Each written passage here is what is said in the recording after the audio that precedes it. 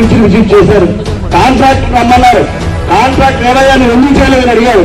62 లక్షల రూపాయల పని 5 సంవత్సరాలకి నాకు ఎదురు సార్, అందుకు నేను చేయలేను.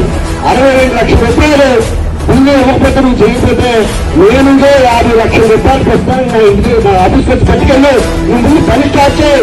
ఎప్పుడు బిల్లు అయితే అప్పుడు నాకు ఎంపీ ఎక్కడైనా ఉన్నారా ఒక్కసారి ఆలోచించే అవసరం ఉంది.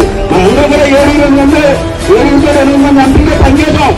ఇప్పుడు కూడా అంత ఔదార్యంగా మనల్ని కాపాడి మనకి పని లెక్క పెట్టుకొని చేసేటువంటి ఎంపీ గారు సీఎం రమేష్ గారు, అలాంటి వ్యక్తికి మనందరం కూడా పాదాబంధనం చేసి ధన్యవాదాలు చేసేటువంటి అవసరం ఉంది.